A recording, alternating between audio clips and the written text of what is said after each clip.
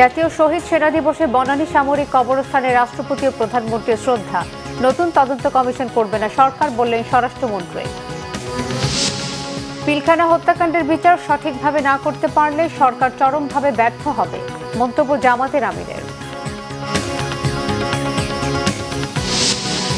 জুলাই আন্দোলনে হতাহতদের পুনর্বাসনে উদ্যোগ নেওয়ার নির্দেশ দিয়েছেন প্রধানমন্ত্রী, জানালেন মুক্তিযুদ্ধ বিষয়ক প্রতিমন্ত্রী। বাংলাদেশ ব্যাংকের গভর্নর পদ থেকে সরিয়ে দেওয়া হয়েছে আহসান এইচ মনসুরকে, নতুন নিয়োগ পেলেন মোস্তাকুর রহমান।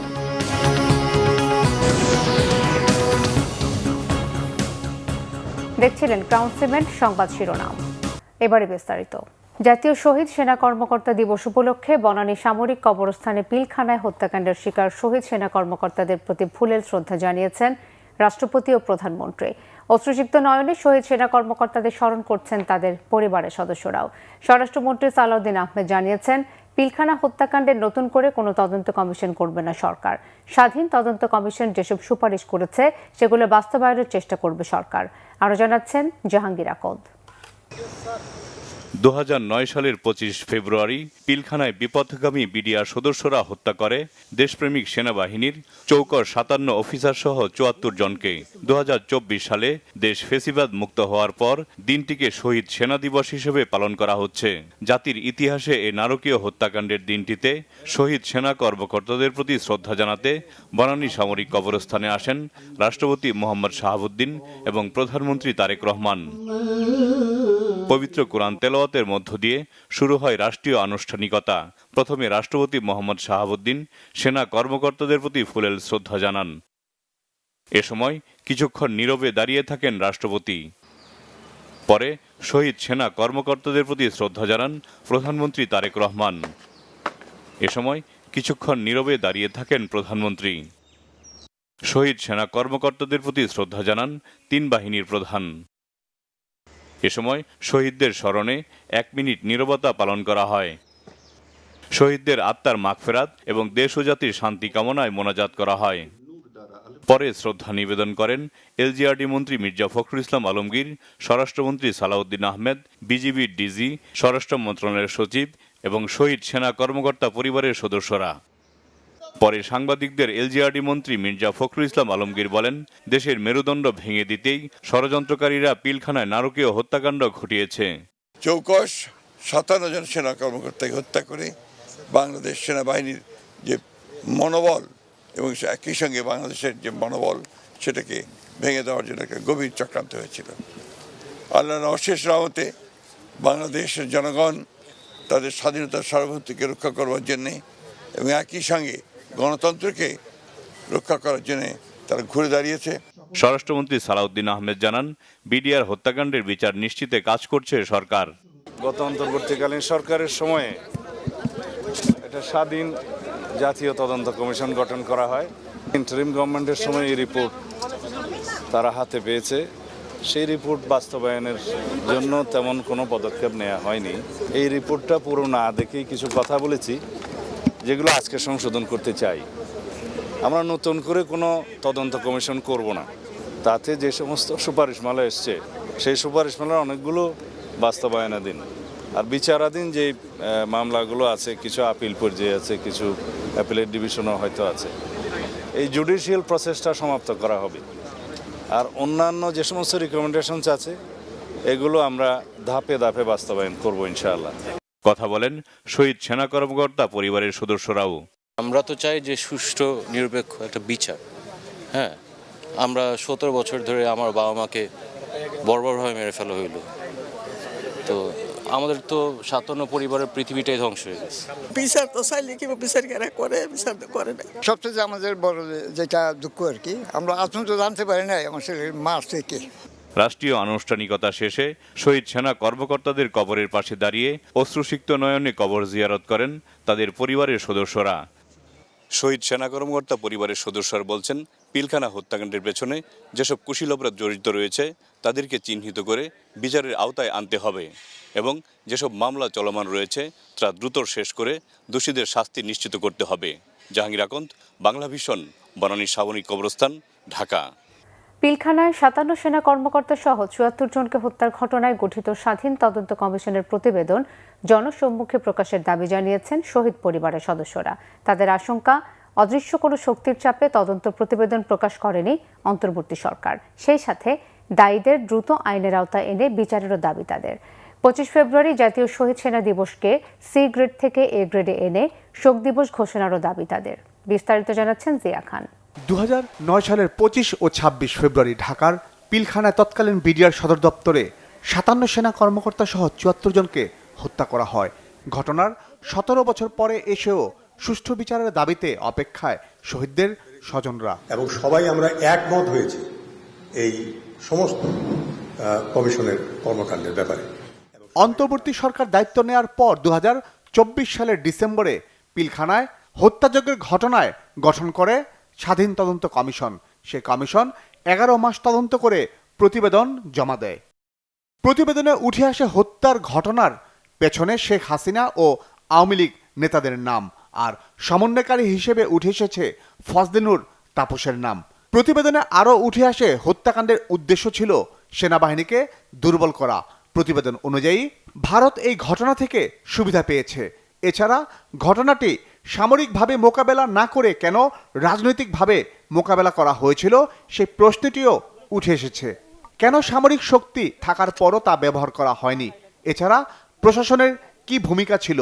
পুলিশ, র্যাব ও ডিজিএফআই সহ অন্যান্য গোয়েন্দা সংস্থাগুলোর ভূমিকা কি ছিল তাও উঠে আসে প্রতিবেদনে। কিন্তু তারপরও আক্ষেপ রয়েছে শহীদ পরিবারের স্বজনদের।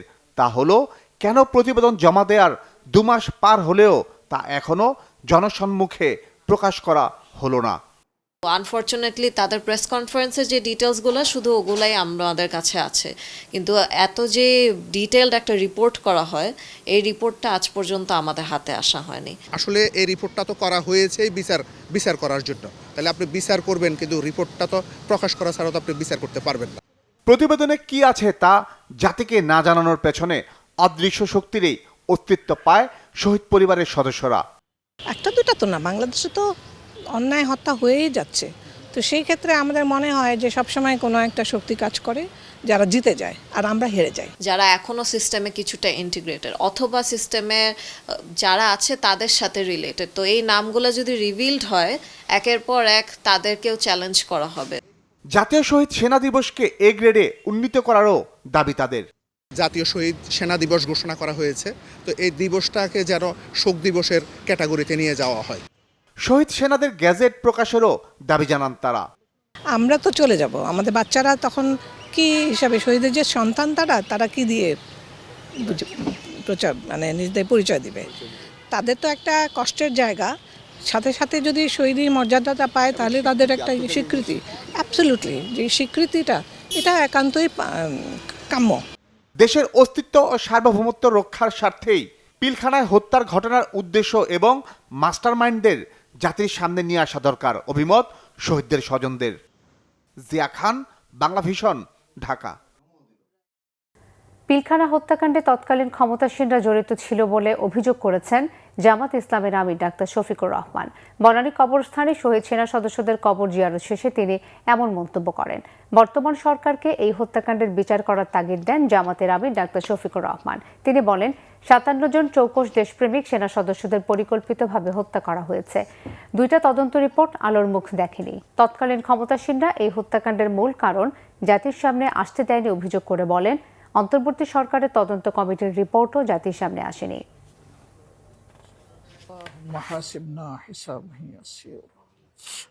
পোশাক তাদেরকে তুমি দান করো।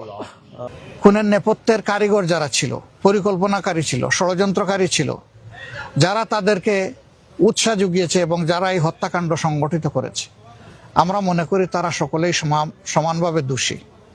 এদের সবাইকে অবশ্যই বিচারের আওতায় আনতে হবে।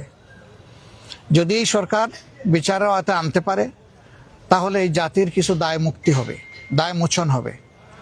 যদি সরকার না আনতে পারে তাহলে এটা সরকারের চরম ব্যর্থতা হিসেবে পরিগণিত হবে। জুলাই গণঅভ্যুত্থানে আহতদের চিকিৎসা এবং শহীদ পরিবারগুলোর পুনর্বাসনের উদ্যোগ নিতে নির্দেশ দিয়েছেন প্রধানমন্ত্রী তারেক রহমান। প্রধানমন্ত্রীর সঙ্গে সাক্ষাৎ শেষে একথা জানিয়েছেন মুক্তিযুদ্ধ বিষয়ক প্রতিমন্ত্রী ইশরাক হোসেন। বুধবার সচিবালয়ে প্রধানমন্ত্রীর সঙ্গে দেখা করেন মুক্তিযুদ্ধ বিষয়ক মন্ত্রী ও প্রতিমন্ত্রী। পরে প্রতিমন্ত্রী বলেন, বিএনপির পরিচয় থাকায় অনেক জুলাই যোদ্ধাকে বিগত আমলে তালিকায় অন্তর্ভুক্ত করা হয়নি। এতে তারা সব রকম সাহায্য সহযোগিতা থেকে বঞ্চিত হয়েছে। জানান, বাদ পড়াদের দ্রুত তালিকায় অন্তর্ভুক্ত করতে নির্দেশনা দিয়েছেন প্রধানমন্ত্রী। কোনো রাজনৈতিক বিবেচনায় যেন কেউ তালিকা থেকে বাদ না পড়ে সেই বিষয়টি নিশ্চিত করা হবে বলেও জানান ইশরাক হোসেন। এখানে কিছু বঞ্চিত পরিবাররা রয়েছে যাদেরকে বিগত সময় বিএনপি দলীয় পরিচয় দেখে তাদেরকে বিভিন্ন যে পুনর্বাসনের যে সহায়তা সেগুলো প্রদান করা হয় নাই সঠিকভাবে। তো সেগুলো আমরা দেখছি, খতিয়ে দেখছি। আমাদের কাছে কোনো রাজনৈতিক দলীয় পরিচয় বিবেচনাধীন হবে না। যারাই আহত, যারাই শহীদ, যারাই বিগত এই আন্দোলনে তাদের আত্মত্যাগ করেছেন তাদেরকে পুনর্বাসন করা, তাদের চিকিৎসা নিশ্চিত করা এবং শহীদ পরিবারদের পুনর্বাসন করা, তাদের যে প্রাপ্য ভাতা এগুলো যাতে সঠিকভাবে তারা পায় সেটি নিশ্চিত করার জন্য আমরা কাজ করে যাব। আগামী 28 ফেব্রুয়ারি জামাত ইসলামের ইফতার অনুষ্ঠানে প্রধানমন্ত্রী তারেক রহমানকে আমন্ত্রণ জানিয়েছে দলটি। জামাতের সেক্রেটারি জেনারেল মিয়া গোলাম পরোয়ার সচিবালয়ে প্রধানমন্ত্রীর সাথে দেখা করে দাওয়াতপত্র তুলে দেন। এ সময় অসুস্থতার খবর শুনে ফোনে জামাতের আমির ডাক্তার শফিকুর রহমানের সাথে কথা বলে তার শারীরিক অবস্থার খোঁজখবর নিয়েছেন প্রধানমন্ত্রী। ইফতার অনুষ্ঠানে প্রধানমন্ত্রীকে সপরিবারে দাওয়াত করেন জামাত ইসলামের আমির। প্রধানমন্ত্রী ইফতার অনুষ্ঠানে যেতে সম্মতি দিয়েছেন। বাংলাদেশ চীনমৈত্রী সম্মেলন কেন্দ্রে এই ইফতার অনুষ্ঠানের আয়োজন করা হবে। মাননীয় প্রধানমন্ত্রীর সঙ্গে একটু সৌজন্য সাক্ষাৎ এবং আমাদের মাহে রমজান উপলক্ষে বাংলাদেশ জামাত ইসলামীর আয়োজিত ইফতার অনুষ্ঠান আগামী 28 তারিখে, সেটার আনুষ্ঠানিক দাওয়াতপত্রই দিতে এসেছিলাম। এটি মূল বিষয় ছিল। পারস্পরিক আলোচনা হলো এবং উনি আমাদের সম্মানিত আমির ডক্টর শফিকুর রহমানের সাময়িক অসুস্থতার খবর পেয়ে ওনার কুশল জিজ্ঞেস করলেন এবং একটু ফোনে আলাপ করার আগ্রহ ব্যক্ত করে সাথে সাথেই তিনি আমার টেলিফোনে উনি জামাতের সঙ্গে কুশল বিনিময় করলেন। আহসান এইচ মনসুরকে সরিয়ে দিয়ে গার্মেন্টস ব্যবসায়ী মোহাম্মদ মোস্তাকুর রহমানকে বাংলাদেশ ব্যাংকের নতুন গভর্নর হিসেবে নিয়োগ দিয়েছে সরকার। এ বিষয়ে জারি করা প্রজ্ঞাপনে বলা হয়েছে, 14তম নতুন গভর্নর যোগদানের তারিখ থেকে পরবর্তী 4 বছর দায়িত্ব পালন করবেন। নতুন গভর্নর মোস্তাকুর রহমান হেরা সোয়েটার্স লিমিটেডের ব্যবস্থাপনা পরিচালক ও সিইও হিসেবে কর্মরত ছিলেন। ঢাকা বিশ্ববিদ্যালয়ের হিসাব বিজ্ঞান বিভাগ থেকে স্নাতকোত্তর ডিগ্রি অর্জন করা মোস্তাকুর রহমান একজন cost and management accountant CMA. আর্থিক খাতে সুশাসন প্রতিষ্ঠা ছাড়াও কর্পোরেট ফাইন্যান্স, প্রাতিষ্ঠানিক শাসন এবং আর্থিক খাত ব্যবস্থাপনায় 30 বছরেরও বেশি অভিজ্ঞতা রয়েছে তার। আর্থিক তদারকি ও ব্যাংকিং খাতের সম্পৃক্ততা এবং পুঁজি ব্যবস্থাপনায় দক্ষতার পরিচয় দেন তিনি। বাংলাদেশ ব্যাংক ও চট্টগ্রাম স্টক এক্সচেঞ্জ লিমিটেড সহ বিভিন্ন নিয়ন্ত্রক সংস্থার সঙ্গে ঘনিষ্ঠভাবে কাজ করার অভিজ্ঞতা রয়েছে তার। তিনি BGMEA, Dhaka chamber of commerce, REHAB, আটাপ সহ বিভিন্ন ব্যবসায়ী সংগঠনে গুরুত্বপূর্ণ দায়িত্ব পালন করেন। মেয়াদ শেষ না হওয়া গভর্নর ডক্টর আহসান এইচ মনসুরের স্থলাভিষিক্ত হবেন নতুন গভর্নর মোস্তাকুর রহমান। শিক্ষার্থীদের কাছ থেকে পুনঃভর্তি ফি নেওয়া হলে সেই শিক্ষা প্রতিষ্ঠানের বিরুদ্ধে ব্যবস্থা নেওয়া হবে বলে জানিয়েছেন শিক্ষামন্ত্রী আ.ন.ম এহসানুল হক মিলন। সচিবালয়ে কেন্দ্রীয়ভাবে জুনিয়র বৃত্তি পরীক্ষার ফলাফল প্রকাশ অনুষ্ঠানে তিনি একথা বলেন। শিক্ষামন্ত্রী বলেন, প্রতি বছর ভর্তি ফি নেওয়া যাবে না। আদালতের এমন আদেশ অমান্য করে ভিন্ন উপায়ে ফি নেওয়ার অভিযোগ আছে বিভিন্ন শিক্ষা প্রতিষ্ঠানের বিরুদ্ধে। এ বিষয়ে প্রমাণ পাওয়া গেলে ব্যবস্থা নেবে শিক্ষা মন্ত্রণালয়।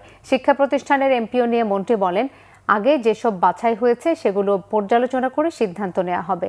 শিক্ষামন্ত্রী জানান, এবার ট্যালেন্ট পুল ও সাধারণ 2 গ্রেডে বৃত্তি পাচ্ছে 45,200 শিক্ষার্থী। জুনিয়র বৃত্তি পরীক্ষায় সারা দেশে প্রায় 3.5 লাখ শিক্ষার্থী অংশ নিয়েছিল। আগামীতে প্রাথমিক বৃত্তি পরীক্ষায় কিন্ডারগার্টেন শিক্ষার্থীরা অংশ নিতে পারবেন বলে জানিয়েছেন এহসানুল হক মিলন। যেটা করা হয়েছে সেটা করা হয়েছে, এর মধ্যে যদি কোনো ত্রুটি ধরা পড়ে আমাদের তো ওই ধরনের ইন্সপেকশন টিম নাই, যেহেতু আপনি দেখেছেন আমাদেরকে রিপোর্টটা করে দেন, আমরা তাৎক্ষণিকভাবে ব্যবস্থা নেব। সারা রাত তো রাস্তাঘাটে ঘোরাফেরা করা এটা বন্ধ হতে হবে, এটা আমি 1000 বার বলছি, বলে আসছি, চলছে আমার বলা। এটা আমার কচুয়া কেন্দ্রে সারা বাংলাদেশে কী হবে সেই ঘোষণা তো আমি শিক্ষা মন্ত্রণালয় থেকে দেইনি, এটা শিক্ষা মন্ত্রণালয় শিক্ষামন্ত্রী হিসেবে ঘোষণা, সেটা আমার এমপি হিসাবে নির্বাচনী এলাকার কমিটমেন্ট কচুয়ার জন্য। এবং সেই ক্ষেত্রে আমি এটা ন্যাশনাল কোনো কমিটমেন্ট বা আপনাদের এখানে প্রেস কনফারেন্সে এমন কিছু বলিনি। তবে পড়ার টেবিলে ফেরত আসতে হবে সেগুলো তো আমরা বরাবরই বলে যাচ্ছি, বরাবরই বলবো এবং এটা করতে হবে। অন্তর্বর্তী সরকারের নিয়ে আইসিটি ও টেলিকম খাত সংস্কার ঘিরে শুরু থেকে ছিল আলোচনা সমালোচনা। নতুন আইন ও নীতিমালায় বিনিয়োগ পরিবেশ, মোবাইল অপারেটরদের সুবিধা এবং নিয়ন্ত্রক সংস্থা বাংলাদেশ টেলিযোগাযোগ নিয়ন্ত্রণ কমিশনের ক্ষমতা পরিবর্তন নিয়ে স্পষ্ট মতভেদ সৃষ্টি হয়েছে। খাত সংশ্লিষ্টদের প্রত্যাশা, নতুন সরকারের নীতি পুনর্বিবেচনায় তৈরি হবে ভারসাম্যপূর্ণ ও বিনিয়োগ বান্ধব আইসিটি কাঠামো। শুভ ইসলামের রিপোর্ট। দায়িত্ব গ্রহণের পর দেশের বহুল কাঙ্ক্ষিত আইসিটি ও টেলিকম খাত সংস্কার শুরু করে অন্তর্বর্তী সরকার। আওয়ামী আমলের সকল কালাকানুন বাদ দিয়ে ১২টিরও বেশি আইন, অধ্যাদেশ কিংবা পলিসি জারি করা হয়। শুরু থেকেই এসব আইন, অধ্যাদেশ নিয়ে বিস্তর অভিযোগ ছিল খাত সংশ্লিষ্টদের। স্টেকহোল্ডারদের মতামতকে উপেক্ষা করা, দেশীয় স্বার্থ বিবেচনা না করা, বিদেশি বিনিয়োগকে উৎসাহিত করা সহ নানান বিষয়ে আপত্তি ছিল তাদের। সংস্কারে মোবাইল নেটওয়ার্ক অপারেটর এমএনওদের সুবিধার বিষয়েও আপত্তি ছিল খাত সংশ্লিষ্টদের। অপরদিকে সংস্কারে কিছু ব্যবসা ও ক্ষেত্রকে ফ্যাসিলিটেট করা হয়েছে বলে দাবি করে পলিসি রিভিউয়ের আহ্বান তাদের। এই পলিসিটা মূলত মনে হয়েছে যেন মোবাইল অপারেটরদের যে দুঃখ কষ্ট এবং চাওয়া পাওয়া সেগুলো পূরণের একটা ব্যবস্থা করা হয়েছে, কিন্তু বাকি যে দেশীয় যে শিল্প, দেশীয় যে ইন্ডাস্ট্রি, এদের ক্ষেত্রে এই জায়গাটা ওই রকম গুরুত্ব পেয়েছে বলে মনে হয় না। কাজে এখানে একটা বৈষম্য শিকার আছে বলে আমি মনে করি যে এই পলিসির ভিতরে যে দেশীয় অপারেটররা, দেশি এবং বিদেশি একটা ধোয়া তোলা হয়েছে। এটা করা হয়েছে যাতে মোবাইল অপারেটরদের স্কোপটাকে লিমিট করা যায়। আমার কাছে মনে হয় যে পলিসি মেকাররা যারা আছেন, যারা রেগুলেটরি অথরিটি আছেন, সরকার আছেন, তারা জিনিসটা আসলে জনগণের পার্সপেক্টিভে দেখা দরকার। কিছু বিজনেসকে ফ্যাসিলিটেট করার জন্য চেষ্টা করা হয়েছে, কিছু ক্ষেত্রকে ফ্যাসিলিটেট করার জন্য চেষ্টা করা হয়েছে। পলিসিতে কিন্তু আমাদের আছে লেখা যে ফরেন ইনভেস্টমেন্ট যারা করেছে, যারা ফরেন মোবাইল অপারেটর, তাদের মিনিমাম কিছু শেয়ার হোল্ডার থাকতেই হবে লোকাল। এটা কিন্তু আবার অ্যাক্টে নাই। সো এইগুলি যাতে কন্ট্রাডিক্ট না করে বিটুইন পলিসিস অ্যান্ড অ্যাক্ট, এইটা আমরা আশা করছি যাতে নতুন সরকার এটি যাতে একটু অ্যাক্টের মধ্যেই থাকে, যাতে act policy should not contradict or have something extra which is not does not go with the spirit of the act. খাত সংশ্লিষ্টরা বলছেন আইন ও নীতিমালা হতে হবে ব্যবসা বান্ধব, অন্যথায় দীর্ঘমেয়াদী দেশি বিদেশি বিনিয়োগ পরিকল্পনা বাধাগ্রস্ত হবে, ক্ষতির মুখে পড়বে দেশীয় অর্থনীতি। ইন্ডাস্ট্রিতে একটা স্টেক হয়ে গেছে, ইন্ডাস্ট্রিতে একটা স্থিতিশীলতা চলে আসছে। ফার্দার কোনো ইনভেস্টমেন্ট, ফার্দার কোনো ডেভেলপমেন্ট, ফার্দার কোনো নেটওয়ার্ক এক্সপানশন এটা হচ্ছে না। তো বর্তমান সরকারের কাছে অনুরোধ থাকবে অতি সত্বর আমাদের যে টেলিকম পলিসি যেটা সংস্কার হয়েছে ইন্ডাস্ট্রির পক্ষ থেকে আমরা এটা আবার পুনর্বিবেচনা চাচ্ছি। অন্তর্বর্তী সরকারের শেষ সময়ে পাশ হওয়া নতুন টেলিকম আইনে বিটিআরসির ক্ষমতা খর্ব করা নিয়েও তৈরি হয়েছে সমালোচনা। বিশ্লেষকরা বলছেন আইনের এই পরিবর্তন জবাবদিহি ও সমন্বয় বাড়ানোর পাশাপাশি রাষ্ট্র ও নিয়ন্ত্রক সংস্থার মধ্যে ভারসাম্যের নিশ্চয়তা থাকা বাঞ্ছনীয়। পলিসি এবং গিয়ে অর্ডিন্যান্স এসেছে বেশ কিছু, যেটা হয়েছে যে এই কনসেন্ট্রেশন অফ টাইম এবং গিয়ে হেভিনেস অফ দ্য রেগুলেশনস এটা আসলে প্রপোর্শনেট না। সেক্ষেত্রে এটা অত্যন্ত জরুরি যেগুলোকে আর একটু পজ দিয়ে এগুলোকে আবার রিভিউ করা এবং যথাযথ স্টেক হোল্ডারদেরকে, অংশীজনদেরকে নিয়ে এই রিভিউগুলো করা। বিটিআরসি আমাদের লাইসেন্স রেগুলেটরি, ওনাদের ক্ষমতা প্রচুর পরিমাণে খর্ব করা হয়েছে এবং মোটামুটি ক্লারিক্যাল জবগুলি বিটিআরসি করবে, এটা আসলে কোনোভাবেই কাম্য না। ক্রস চেক ডেফিনেটলি থাকা উচিত। বিটিআরসি বিটিআরসিরও যেমন ক্রস চেকিং করা দরকার, মিনিস্ট্রিরও ক্রস চেকিং করা দরকার। বিনিয়োগ স্থবির আইসিটি ও টেলিকম খাতে গতি ফেরাতে নতুন সরকারের পলিসি রিভিউয়ে নজর খাত সংশ্লিষ্টদের, যার মাধ্যমে দীর্ঘমেয়াদী ডিজিটাল অগ্রযাত্রায় সমন্বিত ও ভারসাম্যপূর্ণ কাঠামো গড়ে উঠবে এমনটাই প্রত্যাশা। শুভ ইসলাম, বাংলাভিশন, ঢাকা। গাজীপুর সিটি কর্পোরেশনের প্রশাসকের দায়িত্ব গ্রহণ করলেন মহানগর বিএনপির সভাপতি শওকত হোসেন সরকার এবং নারায়ণগঞ্জ সিটির দায়িত্ব নিয়েছেন মহানগর বিএনপির আহ্বায়ক অ্যাডভোকেট শাখাওয়াত হোসেন খান। সকালে গাজীপুর নগর ভবন মিলনায়তনে এক আড়ম্বরপূর্ণ অনুষ্ঠানের মাধ্যমে গাজীপুর সিটি কর্পোরেশনের নতুন প্রশাসক হিসেবে আনুষ্ঠানিক দায়িত্ব নেন মহানগর বিএনপির সভাপতি শওকত হোসেন সরকার।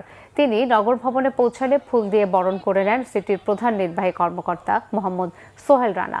পরে নতুন প্রশাসক সিটি কর্পোরেশনের কর্মকর্তা কর্মচারীদের সাথে মতবিনিময় করেন। এদিকে নারায়ণগঞ্জ সিটি কর্পোরেশনের প্রশাসকের দায়িত্ব গ্রহণ করে অ্যাডভোকেট সাখাওয়াত হোসেন খান বলেছেন, তার উপর অর্পিত পবিত্র আমানত তিনি সফল করবেন। এর আগে সকাল 9টায় তিনি দলীয় নেতাকর্মীদের সঙ্গে নিয়ে নগর ভবনে যান। বিভিন্ন সমস্যাগুলি রয়েছে, এটা দ্রুততার ভিত্তিতে এই সমস্যার সমাধানের জন্যেই আজকে আমাদেরকে প্রশাসক হিসাবে রাজনৈতিক নেতৃবৃন্দকে 6টা সিটি কর্পোরেশনে আপনার প্রশাসক নিয়োগ দান করেছে। আমি এটাকে পবিত্র দায়িত্ব হিসাবে মনে করি এবং আমি আপনাদের মাধ্যমে নগরবাসীকে বলতে চাই, নগরবাসীর সকলের সহযোগিতা চাই। চট্টগ্রাম সিটি কর্পোরেশনের মেয়র ডাক্তার শাহাদাত হোসেন বলেছেন, ব্যবসায়ীদের মধ্যে কোনো সিন্ডিকেটের জায়গা হবে না। কেউ সিন্ডিকেটে জড়ালে তাদের বিরুদ্ধে কার্যকর ব্যবস্থা নেওয়া হবে। সকালে চট্টগ্রাম মহানগরীর পাইকার ব্যবসা কেন্দ্র খাতুনগঞ্জে রমজান উপলক্ষে নিত্য প্রয়োজনীয় পণ্যের সরবরাহ, মূল্য পরিস্থিতি ও বাজার ব্যবস্থাপনা পর্যবেক্ষণকালে সাংবাদিকদের একথা বলেন। সিটি মেয়র বলেন, পাইকারি ও খুচরা পর্যায়ে দামের তারতম্য বেশি হওয়া উচিত নয়। পবিত্র রমজানে মুসলিম দেশে ভর্তুকি দিয়ে পণ্য বিক্রি করা হয় জানিয়ে ডাক্তার শাহাদাত বলেন, ওই দেশগুলো নৈতিক শিক্ষা যদি তারা গ্রহণ করে এটা বড় লাভ। মনিটরিংয়ের মাধ্যমে বাজার দর স্থিতিশীল থাকবে এবং তা অব্যাহত থাকবে বলেও জানান তিনি। পরিদর্শনকালে সিটি মেয়র বাজারের ব্যবসায়ী ও সংশ্লিষ্টদের সঙ্গে মতবিনিময় করেন।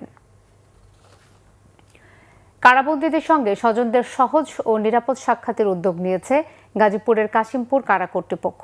কারাগারে চালু হয়েছে গালফ কার সেবা। এতে কমেছে ভোগান্তি, এসেছে স্বস্তি। গাজীপুর প্রতিনিধি মীর মোহাম্মদ ফারুকের তথ্যচিত্র নিয়ে সিরাজুম মনির শুভর ডেস্ক রিপোর্ট।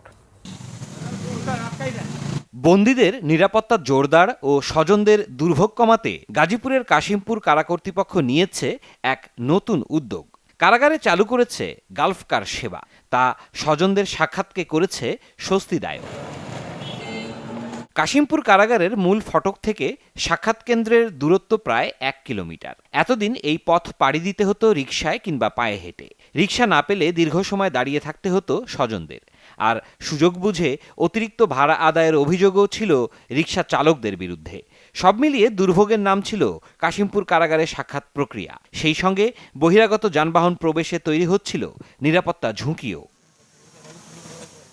পরিস্থিতি বদলাতে তাই এবার অভ্যন্তরীণ গালফকার সেবা চালু করেছে কারা কর্তৃপক্ষ, যা মূল ফটক থেকে সাক্ষাৎ কেন্দ্র পর্যন্ত চলাচল করছে। ভালো সুবিধা হয়েছে, ভিতরে আমরা গাড়ি ঢুকতে দেয় না, তো নিরাপত্তার কারণে মনে হয় এই গাড়িটাই সেফ। হাইটে আসলাম কষ্ট হইতো, এখন আমি গাড়িতে আসছি, এখন আরামে আসলাম। এই জন্য সরকারকে অনেক অনেক ধন্যবাদ। আমরা রোজা আছি, ঠিক আছে, যামো একবার গেছি, আবার কইতেছে ছবি লাগবো, আবার মনে করেন যে ছবি উঠে আবার ফিরে আসলাম, বুঝছেন না? তো কত পেরেশানি আসলাম না, একটু আরামে আসলাম, গেলাম। ভাড়া নিয়ে কোনো ঝামেলা নাই বা এরকম কোনো কিছু করা লাগতেছে না। টিকিট নিয়ে আমরা আসতেছি, আবার ওইটাই রিটার্ন করে আবার চলে যাচ্ছি, তো সেই ক্ষেত্রে সুবিধাই তো হয়েছে। যেমন অনেক দূর থেকে হেঁটে আসতে হতো, এখন আর এই হেঁটে আসতে হয় না, আমাদের অনেক সুবিধা হয় আর কি। দীর্ঘদিনের এই ভোগান্তি কমাতে কারা কল্যাণ তহবিলের অর্থায়নে নেওয়া হয়েছে এই উদ্যোগ, জানিয়েছেন সংশ্লিষ্টরা।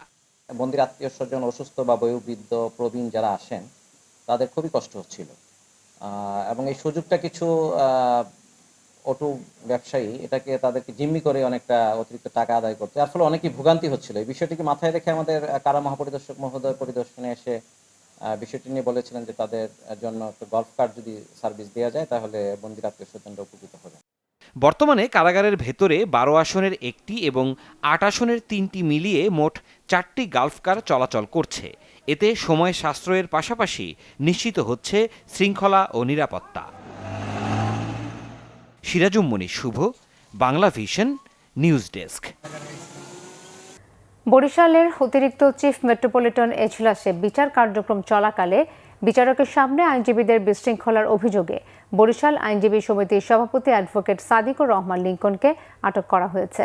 বেলা 12:30টায় বরিশাল আদালত চত্বরে তার চেম্বার থেকে লিঙ্কনকে আটক করে আইনশৃঙ্খলা বাহিনীর সদস্যরা।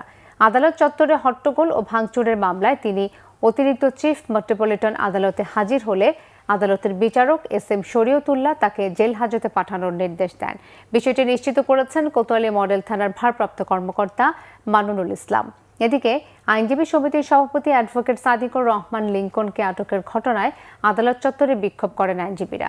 বিশৃঙ্খলা এড়াতে আদালত চত্বরে বিপুল সংখ্যক র্যাব, পুলিশ, সেনাবাহিনী মোতায়েন করা হয়েছে। গত 4 দিনেও সন্ধান মেলেনি খুলনার সাবেক এমপি মিজানুর রহমান মিজানের জামাতা ব্যবসায়ী কাজী নিজামুদ্দিন সুজনের। তাকে উদ্ধারে প্রধানমন্ত্রীর সাহায্য চেয়েছেন ভুক্তভোগীর বাবা কাজী আব্দুস সোবহান। দুপুরে খুলনা প্রেস ক্লাবে এক সংবাদ সম্মেলনে তিনি বলেন, সুজন কোনো রাজনীতির সাথে সম্পৃক্ত নন। এছাড়া কারোর সাথে কোনো ব্যবসায়ীকে লেনদেন নিয়েও বিরোধ নেই তার। গত 21 ফেব্রুয়ারি নগরের জেলা পুলিশ লাইনে জামে মসজিদে তারাবির নামাজ পড়ার জন্য বাড়ি থেকে বের হন সুজন, কিন্তু নামাজ শেষে আর বাড়ি ফিরে আসেননি। খুলনা সদর থানার ভারপ্রাপ্ত কর্মকর্তা মোহাম্মদ কবির হোসেন বলেন, সুজনকে খুঁজে বের করতে সর্বোচ্চ পর্যায়ের চেষ্টা করা হচ্ছে। দেশের আরো কিছু ঘটনা নিয়ে একটি ডেস্ক রিপোর্ট।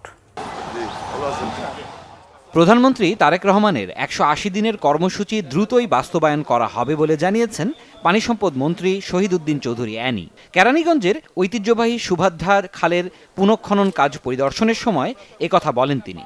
জানান, এই কর্মসূচি কিভাবে দৃশ্যমান করা যায় সেই লক্ষ্যে কাজ করছেন।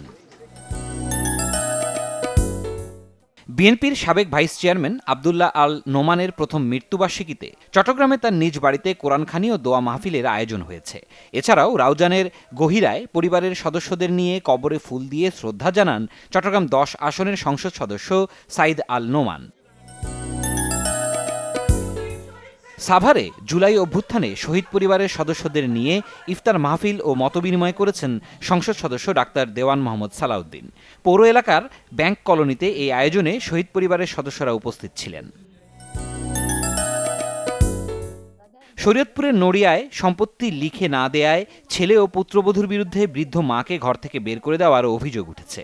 প্রাণনাশের হুমকির অভিযোগে সংবাদ সম্মেলন করে এ বিষয়ে প্রশাসনের হস্তক্ষেপ কামনা করেন ভুক্তভোগী বৃদ্ধা দক্ষিণ চাকদার বাসিন্দা আজিতুন্নেসা। কাঠালিয়া প্রেস ক্লাবের উদ্যোগে ঝালকাঠিতে ফুটবল একাডেমির খেলোয়াড়দের মাঝে ক্রীড়া সামগ্রী বিতরণ করা হয়েছে।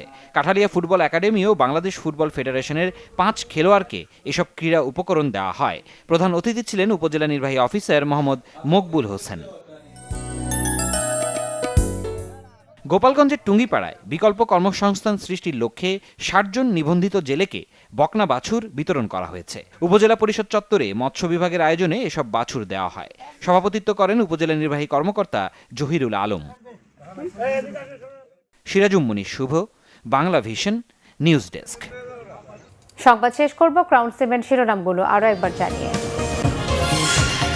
জাতীয় শহীদ সেনা দিবসে বনানী সামরিক কবরস্থানে রাষ্ট্রপতি ও প্রধানমন্ত্রীর শ্রদ্ধা। নতুন তদন্ত কমিশন করবে না সরকার, বললেন স্বরাষ্ট্রমন্ত্রী। পিলখানা হত্যাকাণ্ডের বিচার সঠিকভাবে না করতে পারলে সরকার চরমভাবে ব্যর্থ, মন্তব্য জামাতের আমিরের। জুলাই আন্দোলনে হতাহতদের পুনর্বাসনে উদ্যোগ নেওয়ার নির্দেশ দিয়েছেন প্রধানমন্ত্রী, জানালেন মুক্তিযুদ্ধ বিষয়ক প্রতিমন্ত্রী। বাংলাদেশ ব্যাংকের গভর্নর পদ থেকে সরিয়ে দেওয়া হয়েছে আহসান এইচ মনসুরকে, নতুন নিয়োগ পেলেন মোস্তাকুর রহমান।